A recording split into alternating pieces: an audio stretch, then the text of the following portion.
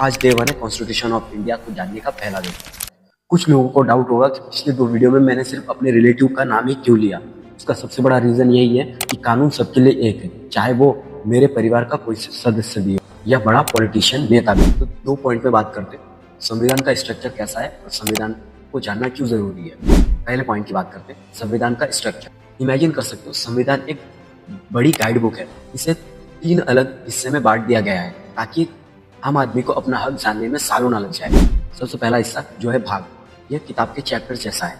संविधान बहुत बड़ा है, इसलिए इसे 25 अलग भाग यानी चैप्टर्स में बांट दिया गया है। हिस्सा 2 यानी अनुच्छेद, आर्टिकल जिसे कहते हैं। यह चैप्टर्स के अंदर के नंबर्स, पॉइंट्स हैं।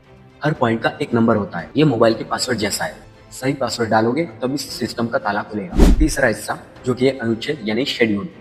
कुछ जानकारियां इतनी लंबी होती है, अगर उन्हें आर्टिकल में लिख दिया जाता तो एक एक आर्टिकल 10 पेज का हो जाता, इसलिए उन्हें आखिरी पेज अपेंडिक्स में डाला गया, जिसे ही हम अनुसूची यानी शेड्यूल कहते हैं। दूसरा पॉइंट, क्यों जानना जरूरी है संविधान। पहले राजा का बेटा राजा था और हम प्रजा, पर अब संविधान कहता है जो कुर्सी पर बैठेगा वो नौकर होगा और हम मालिक। अगर मालिक कोई अपनी पावर का पता नहीं तो नौकर तो सिर पर चढ़ेगा ही। इसलिए मैंने चैलेंज लिया है 150 डेज में संविधान को समझाने का, देश के असली मालिक यानी आप और हम। तो अब समय है सिस्टम को समझना ताकि हम सिस्टम को बदल सकें। डे 2, कल हम वो सीक्रेट जानेंगे जो हमें देश का असली मालिक बनाता है। और याद रखिए, अपनी ताकत पहचानो, अपना संविधान जानो। जय हिंद।